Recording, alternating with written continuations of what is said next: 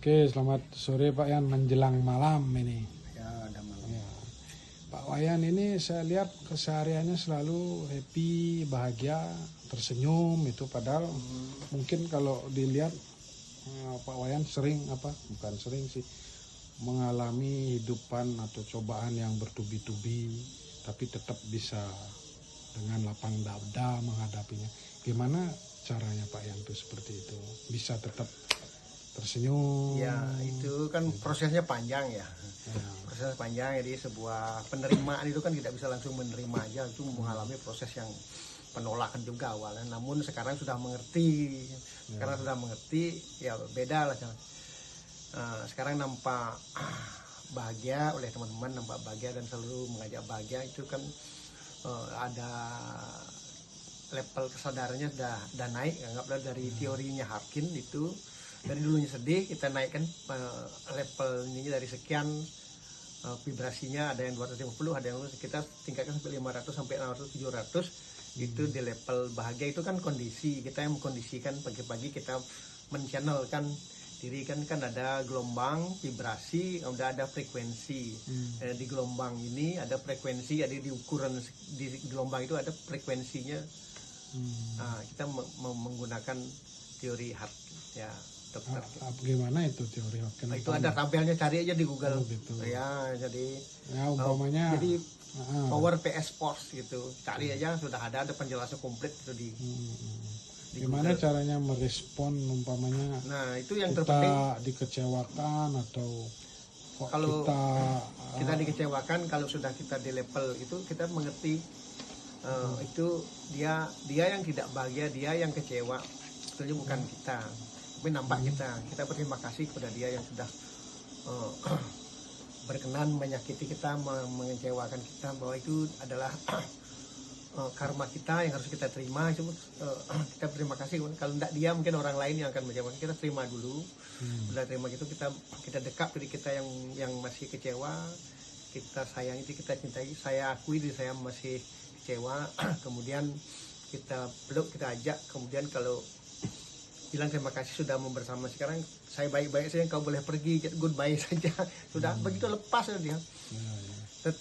Tetapi sebetulnya untuk hidup, bukan poinnya hidup bahagia ya.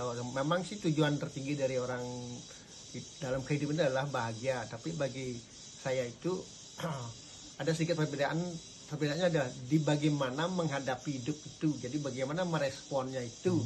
Itu yang terpenting, meresponnya agar tetap bisa bahagia itu kan. Bagian kan kita mengkondisikan itu, dan yang di pada poinnya adalah mengkondisikan itu terletak daripada bagaimana kita memberi respon, bahwa di balik itu ada makna. Jadi kita bisa memberi makna lagi, makna positif, maksudnya berprasangka baik lagi di saat itu. Lagi begini, lagi tidak ada uang, bagaimana kita mengkondisikan diri untuk menyelaraskan diri dengan semesta, ada uang gitu. Kita orang beriman itu tidak boleh ini, pokoknya berlawanan dengan ini. Lawan tidak punya, orang semesta berkelimpahan. Nah, kita ulah ini namanya olah rasa, olah pikir kan itu. Nah, ini kan perlu berlatih merespon aja. Oke, ada tips nggak biar kita bisa dengan mudah meresponnya dengan baik gitu? Ada tips dan triknya? Kalau kita lagi misalnya sakiti orang atau dijelekkan atau tidak terima atau apa macamnya, diam dulu. Nah, itu tips pertamanya, diam dulu. Itu kenapa? Untuk tidak langsung memberi respon, tidak memberi ini reaktif ya. Kita untuk bisa merespon itu ulah dulu. Ulah mengapa dia begitu gitu. Jadi kita berpihak di situ dulu. Oh, ini prosesnya ke situ dulu. Mengapa dia begitu? Nah, kita mau belajar dulu. Lalu mungkin dia tuh lagi begini. Jadi kita tidak menyalahkan dia, mungkin dia begini, ataukah mungkin ada pesan Tuhan begini. Baiklah, saya terima, saya senyumin aja dulu kan gitu. Karena kita mengerti, sadari diri saya, oh dia lagi begini, ataupun karma saya terima dulu ya, saya terima, saya nikmati. Sakitnya kita terima, sakitnya juga kita nikmati.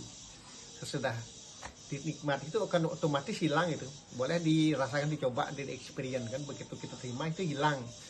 Itu udah pembakaran samskara itu. Kalau ditolak itu berarti kan terus kita akan dikejar, karena memang milik kita ya raga dengan maka kita yang harus tanggung jawab. Jadi jadilah kita tanggung jawab terhadap emosi kita, terhadap pikiran kita, terhadap diri kita. Hanya kita yang bisa bertanggung jawab, tidak ada orang lain. Orang lain itu paling banyak membantu, mengguide saja, tidak ada lebih dari itu. Oke, terima kasih Pak Wayan atas Kembali kasih. berbaginya hari ini tentang bagaimana merespon kehidupan yang pahit jika mengalami kekecewaan dan lain-lain. Oke, sampai jumpa di lain waktu Pak. Ya, Terima kasih. jadi manis.